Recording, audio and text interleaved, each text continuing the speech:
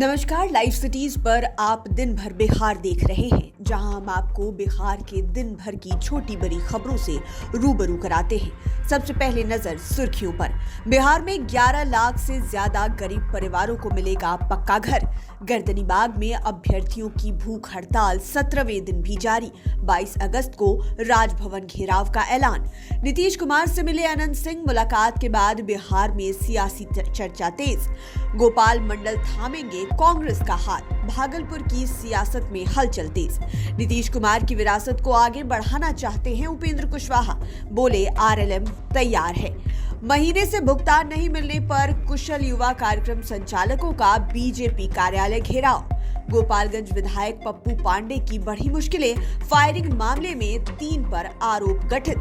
Bihar open school board के deputy director पर EOU का शिकंजा। 3 ठिकानों पर छापेमारी। बिहार में जनगणना 2027 में बदलेगा तरीका। गांव शहर की पूरी तस्वीर होगी डिजिटल। और बिहार में बदलेगा मौसम। 21-22 अगस्त को येलो और 23 को ऑरेंज अलर्ट जारी। अब खबरें विस्तार से। बिहार के गरीब परिवारों के लिए बड़ी खुशखबरी है। केंद्र सरकार ने राज्य में प्रधानमंत्री आवास योजना के तहत 11,18,937 पक्के आवास को मंजूरी दे दी है। मुख्यमंत्री सम्राट चौधरी ने इसे ऐतिहासिक कदम बताते हुए प्रधानमंत्री नरेंद्र मोदी और केंद्रीय मंत्री शिवराज सिंह चौहान का आभार जताया।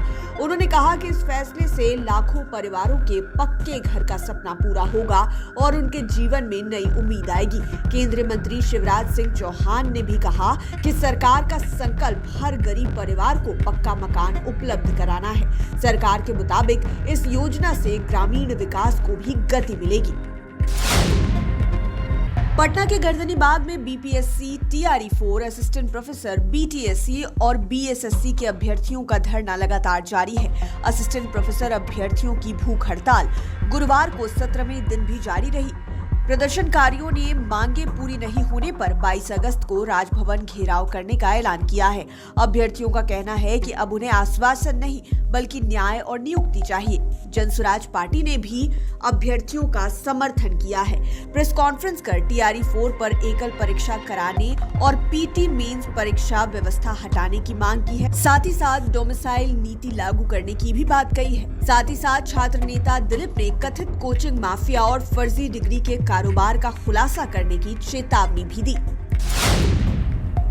बिहार के पूर्व मुख्यमंत्री नीतीश कुमार से मोकामा विधायक अनंत सिंह ने पटना स्थित 7 सर्कुलर रोड आवास पर गुरुवार को मुलाकात की। दोनों नेताओं की मुलाकात की तस्वीरें भी सामने आई है, जिसमें अनंत सिंह हाथ जोड़कर नीतीश कुमार का अभिवादन करते नजर आए हैं। मुलाकात के बाद सियासी गलियारे में चर्चाएं भी तेज हो गई हैं और दोनों के बीच हुई बातचीत को लेकर कई तरह के कयास लगाए जा रहे हैं। बांकीपुर उपचुनाव के बाद दोनों नेताओं की अब पहली मुलाकात बताई जा रही है। हालांकि बातचीत के मुद्दों को लेकर कोई आधिकारिक जानकारी सामने नहीं आई। माना जा रहा है कि मुलाकात में मोकामा के विकास समेत राजनीतिक मुद्दों पर चर्चा हुई होगी। बिहार की राजनीति में अपने बयानों और अलग अंदाज के लिए चर्चित जेडीयू के पूर्व विधायक गोपाल मंडल अब कांग्रेस में शामिल होने जा रहे हैं। उनके कांग्रेस में शामिल होने को लेकर पटना की सड़कों पर मिलन समारोह के पोस्टर भी लगाए गए हैं। गोपाल मंडल गोपालपुर विधानसभा सीट से जेडीयू की टिकट पर 4 बार विधायक रह चुके हैं। 2025 के विधानसभा चुनाव में जेडीयू ने उन्हें टिकट नहीं दिया। इसके बाद उन्होंने निर्दलीय उम्मीदवार के तौर पर चुनाव लड़ने का फैसला लिया, लेकिन उन्हें हार का सामना करना पड़ा। अब कांग्रेस में उनकी एंट्री से भागलपुर और आसपास के इलाकों में राजनीतिक समीकरणों को लेकर चर्चा तेज हो गई है। पूर्व मुख्यमंत्री नीतीश कुमार के राजनीति से फुर्सत लेने की चर्चा के बीच राष्ट्रीय लोक मोर्चा आरएलएम के प्रमुख उपेंद्र कुशवाहा ने बड़ा बयान दिया है। नालंदा में कार्यक्रम के दौरान उन्होंने कहा कि बिहार की राजनीतिक विरासत को आगे बढ़ाना अब बड़ी चुनौती है। कुशवाहा ने दावा किया कि राष्ट्रीय लोक मोर्चा बिहार की विरासत और विकास की जिम्मेदारी आगे बढ़ाने के लिए तैयार है। उन्होंने कहा कि पार्टी को प्रदेश की राजनीति में महत्वपूर्ण भूमिका निभाने का अवसर मिलना चाहिए। कुशवाहा के बयान को नीतीश कुमार के बाद बिहार की राजनीति में संभावित बदलाव और नेतृत्व की दिशा में जोड़कर देखा जा रहा है। उन्होंने संकेत दिया कि आरएलएम प्रदेश की विरासत को आगे बढ़ाने के लिए अपनी जिम्मेदारी निभाने को तैयार है।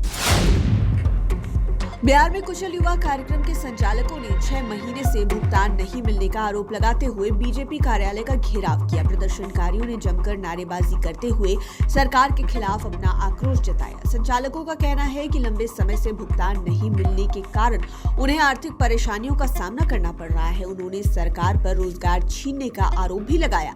प्रदर्शनकारियों ने जल्द से जल्द बकाया राशि का भुगतान करने और उनकी समस्याओं का समाधान करने की मांग की। उन्होंने कहा कि मांगों पर जल्द कार्रवाई नहीं हुई तो आंदोलन को और तेज किया जाएगा।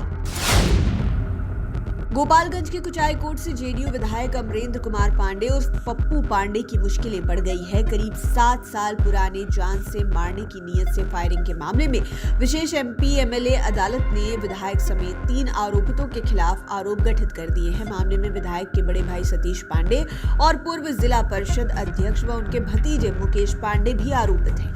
मामला मीरगंज थाना क्षेत्र के नया गांव तुलसिया सिंघा टोला से जुड़ा हुआ है। साल 2019 में फूलमती कुंवर ने प्राथमिकी दर्ज कर अपने बेटे अभिमन्यु तिवारी पर जानलेवा फायरिंग का आरोप लगाया था। पुलिस ने जांच के बाद आरोप पत्र दाखिल किया था। अब अदालत में गवाहों और साक्ष्यों की सुनवाई होगी। ईओयू ने बिहार मुक्त विद्यालय शिक्षा एवं परीक्षा बोर्ड के डिप्टी डायरेक्टर अजय कुमार सिंह के खिलाफ आय से अधिक संपत्ति के मामले में कार्रवाई शुरू की है। ईओयू की टीम पटना और बेगूसराय स्थित उनके 3 ठिकानों पर छापेमारी कर रही है। जांच एजेंसी के अनुसार अजय कुमार सिंह पर 3,34,78,300 रुपए की आय से अधिक संपत्ति अर्जित करने का आरोप है। यह उनकी ज्ञात आय से करीब 90.04% अधिक बताई जा रही है। भ्रष्टाचार निवारण अधिनियम के तहत मामला दर्ज किया गया। टीम दस्तावेजों और संपत्तियों की जांच कर रही है। जांच पूरी होने के बाद आगे की कार्रवाई की जाएगी। बिहार में जनगणना 2027 की तैयारियां तेज हो गई है। इस बार सिर्फ आबादी की गिनती नहीं बल्कि गांव और शहर की सामाजिक, आर्थिक और आधारभूत स्थिति की भी डिजिटल रिकॉर्ड तैयार की जाएगी। इसके लिए डिजिटल डिस्ट्रिक्ट सेंसस हैंडबुक यानी कि DCH भी बनाई जा रही है। बिहार में 44,874 गांव और 268 शहरों की सूची तैयार की गई है। हैंडबुक में सड़क, बिजली, पानी, स्वास्थ्य केंद्र, बैंक, परिवहन, स्वच्छता, उद्योग और प्राकृतिक संसाधन जैसे जानकारियां दर्ज होंगी। वहीं लोगों से नाम, जाति, धर्म, उम्र, लिंग, शिक्षा, वैवाहिक स्थिति और परिवार से जुड़ी जानकारी भी जुटाई जाएगी। इससे एक क्लिक पर गांव और शहर की पूरी तस्वीर सामने आ सकेगी।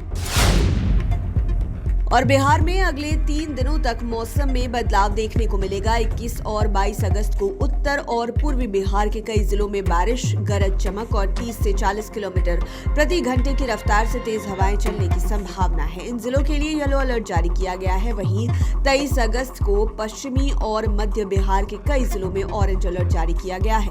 इस दौरान पटना, गया, भोजपुर, बक्सर, रोहतास, कैमूर, औरंगाबाद, नवादा समेत कई जिलों में तेज बारिश और आंधी की संभावना है। लोगों को खराब मौसम के दौरान सावधानी बरतने की सलाह दी गई है। दिन भर बिहार में फिलहाल इतना ही। लाइव सिटीज के साथ बने रहने के लिए धन्यवाद।